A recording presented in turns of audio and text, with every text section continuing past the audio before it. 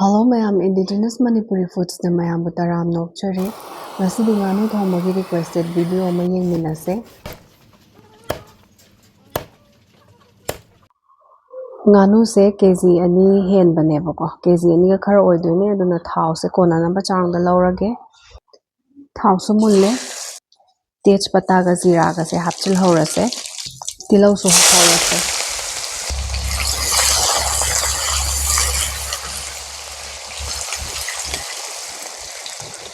machu khara on ba mungai rase chanam su mu hap horase na ta ga mu minarase chanam su machu on ba horabani na sing hap horase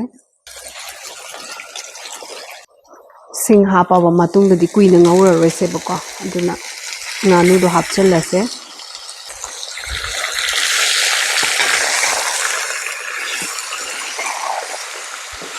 mathak makha phase na on those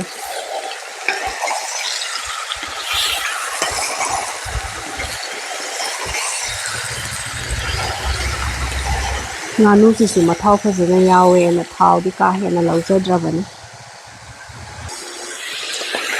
ngatang khama ba matung da mu ko on those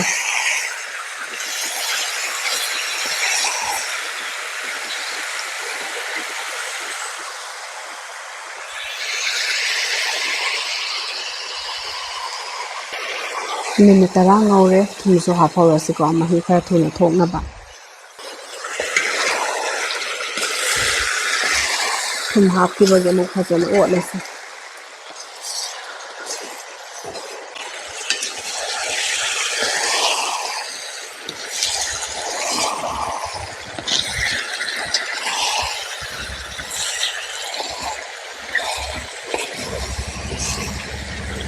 nganu thongbase khara kuina ngauraga thongbase yam hawbane aduna khara ngaukhise hosiki masada gi mehi su phasana thore ko do mahi se khara phasana kang thadri phawba su ngaukhise kasindana ba mar ka sun kha check tawbiraga loy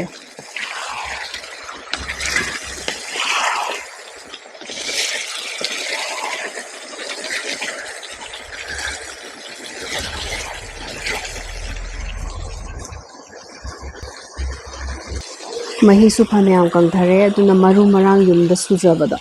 teaspoon ama tangkai hapchille chanam mapum ani su hape humurok su haphorage phajana mu otlase masi aina hapiba umorok se masak phajaba khatana tana mahau su yam lai khusa amane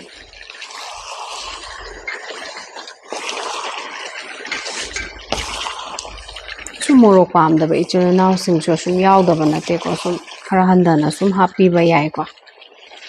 tawbada boy koi mung di morok khara chai sanga thongba adagi iron ba kai ga tawbase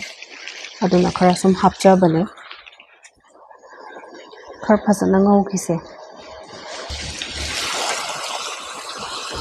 thau ba phasana thoe machum ju loin kang gre to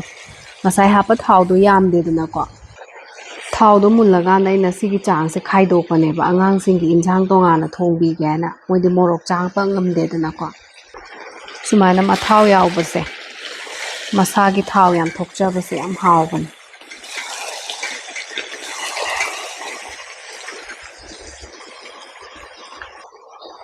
phana kuina ngaure moro asuba su haphorage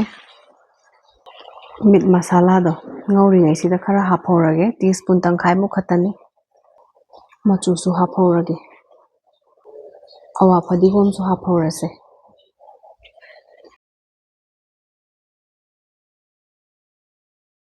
pochai sing se hapki bage mu phajana olase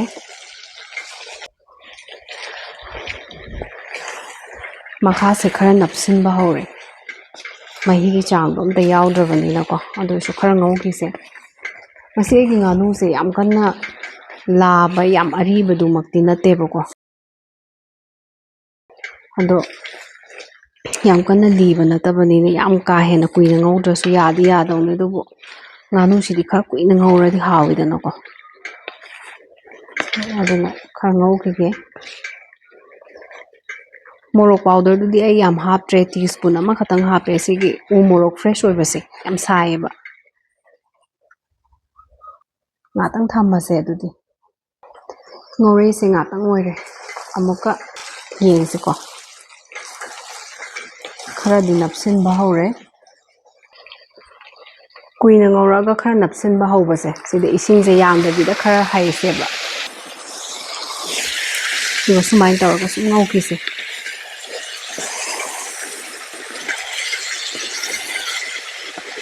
ꯁꯥ ꯉꯥ ꯊꯣꯡꯕꯁꯦ ꯑꯩꯒꯤꯗꯤ ꯃꯁꯥꯂꯥꯒꯨꯝꯕꯁꯦ ꯑꯩꯗꯤ ꯌꯥꯝ ꯍꯥꯞꯀꯟꯗꯦꯕꯀꯣ ꯍꯥꯞꯄꯕꯨꯗꯤ ꯍꯥꯞꯄꯦ ꯑꯗꯨꯕꯨ ꯀꯥ ꯍꯦꯟꯅꯗꯤ ꯍꯥꯞꯇꯕ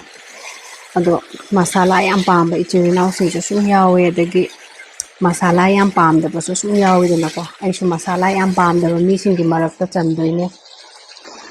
ꯃꯤꯒꯤ ꯊꯣꯡꯕꯒꯤ ꯃꯑꯣꯡꯁꯦ ꯂꯣꯏꯅ ꯈꯦꯠꯅꯩꯗꯅ ꯑꯗꯣ ꯉꯁꯤ ꯑꯩꯒꯤ ꯈꯨꯊꯣꯡꯁꯦ ꯑꯁꯤꯁꯨ ꯑꯝꯇꯪ ꯃꯌꯥꯝ ꯇ꯭ꯔꯥꯏ ꯇꯧꯔꯒ ꯌꯦꯡꯕꯤꯌꯨꯀꯣ ꯑꯗꯨꯒ ꯁꯕꯁꯀ꯭ꯔꯥꯏꯕ ꯇꯧꯕꯤꯔꯛꯄ ꯀꯃꯦꯟ ꯄꯤꯕꯤꯔꯛꯄ ꯍꯥꯏꯞ ꯇꯧꯕꯤꯔꯛꯄ ꯂꯥꯏꯛꯁꯀ ꯇꯧꯕꯤꯔꯛꯏꯕ ꯃꯌꯥꯝꯁꯦ ꯌꯥꯝ ꯊꯥꯒꯠꯆꯕ ꯐꯣꯡꯗꯣꯛꯆꯅꯤꯡꯉꯦ ꯆꯥꯛ ꯌꯦꯟꯁꯥꯡꯁꯦ ꯆꯨꯝꯅ ꯊꯣꯡꯈꯤꯕꯁꯤꯗꯤ ꯑꯁꯨꯝ ꯂꯥꯏꯌꯦꯕꯀꯣ ꯑꯗꯨꯒ ꯚꯤꯗꯤꯑꯣ ꯑꯣꯏꯅ ꯇꯧꯔꯛꯄꯗꯗꯤ ꯌꯥꯝꯅ ꯂꯨꯏ ꯍꯥꯏꯇꯥꯔꯦꯀꯣ ꯑꯗꯣ ꯃꯌꯥꯝꯅ ꯀꯃꯦꯟꯒ ꯇꯧꯕꯤꯔꯛꯄꯁꯦ ꯌꯥꯝ ꯅꯨꯡꯉꯥꯏ ꯍꯥꯏꯇꯥꯔꯦ ꯑꯋꯥꯕꯒ ꯀꯣꯛꯑꯦ ꯂꯣꯏꯅ ꯁꯦꯡꯅ ꯍꯥꯏꯔꯗꯤ ꯑꯗꯨꯒ ꯁꯕꯁꯀ꯭ꯔꯥꯏꯕ ꯇꯧꯗ꯭ꯔꯤꯕ ꯌꯥꯎ ꯇꯥꯔꯒꯁꯨ ꯁꯨꯝ ꯇꯧꯁꯤꯟꯕꯤꯔꯝꯃꯨꯀꯣ ꯑꯅꯧꯕ ꯚꯤꯗꯤꯑꯣꯒꯤ ꯅꯣꯇꯤꯐꯤꯀꯦꯁꯟꯅ ꯁꯨꯝ ꯐꯪꯅꯕ ꯉꯥꯛꯇꯪ ꯉꯧꯈꯤꯁꯦ ꯃꯍꯤꯗꯣ ꯑꯃꯨꯛ ꯈꯤꯇꯪ ꯍꯥꯞꯆꯤꯜꯂꯁꯦ ꯉꯥꯅꯨꯒꯨꯝꯕ ꯑꯗꯒꯤ ꯁꯟꯒꯨꯝꯕ ꯊꯣꯡꯕꯁꯦ ꯁꯥ ꯑꯀꯟꯕ ꯊꯣꯡꯕ ꯑꯗꯒꯤ ꯌꯦꯟꯗ ꯍꯥꯏꯔꯒꯅ ꯑꯦꯁꯇ꯭ꯔꯣꯂꯣꯞꯀꯨꯝꯕ ꯊꯣꯡꯕꯁꯦ ꯑꯁꯨꯃꯥꯏꯅ ꯃꯍꯤꯁꯦ ꯃꯆꯤꯠ ꯃꯆꯤꯠ ꯍꯩꯔꯒ ꯇꯧ ꯇꯥꯔꯒꯗꯤ ꯁꯥꯁꯦ ꯊꯨꯅ ꯊꯣꯠꯂꯦꯕꯀꯣ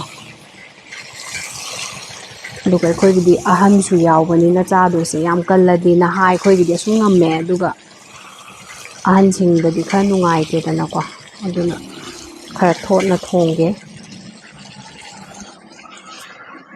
ꯉꯥꯅꯨꯁꯤꯗꯤ ꯉꯧꯔꯤꯈꯩꯁꯨ ꯍꯥꯎꯕꯅꯤꯗꯀꯣ ꯃꯌꯥꯝꯅꯁꯨ ꯍꯦꯟꯅ ꯈꯪꯕꯤꯔꯤꯗꯨꯉꯥꯏ ꯍꯧꯖꯤꯛꯇꯤ ꯃꯍꯤ ꯍꯥꯞꯆꯤꯜꯂꯒꯦ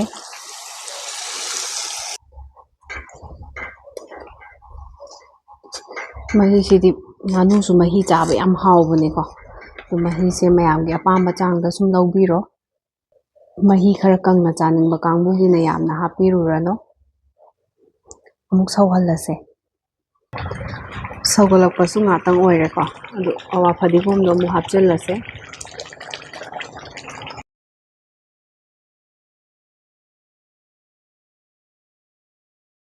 ꯑꯌꯥꯝꯕ ꯄꯣꯠꯇꯤ ꯉꯧꯔꯤꯉꯩꯗ ꯍꯥꯞꯈ꯭ꯔꯕꯅꯤꯅ ꯍꯧꯖꯤꯛꯀꯤꯁꯨ ꯃꯨꯟꯕ ꯉꯥꯏꯔꯁꯤꯀꯣ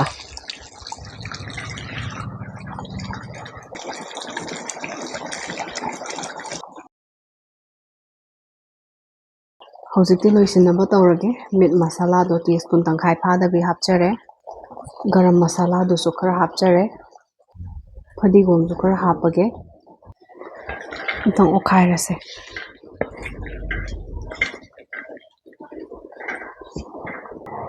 ꯉꯁꯤꯒꯤ ꯉꯥꯅꯨ ꯊꯣꯡꯕ ꯃꯇꯥꯡ ꯑꯁ꯭ꯋꯥꯏꯗ ꯂꯣꯏꯁꯤꯟꯖꯔꯦ ꯃꯌꯥꯝꯁꯨ ꯁꯣꯏꯗꯅ ꯇ꯭ꯔꯥꯏ ꯇꯧꯕꯤꯌꯣ ꯃꯊꯪꯒꯤ ꯚꯤꯗꯤꯑꯣꯗ ꯑꯃꯨꯛ ꯎꯅꯔꯁꯦ ꯈꯨꯔꯨꯝꯖꯔꯤ ꯃꯌꯥꯝ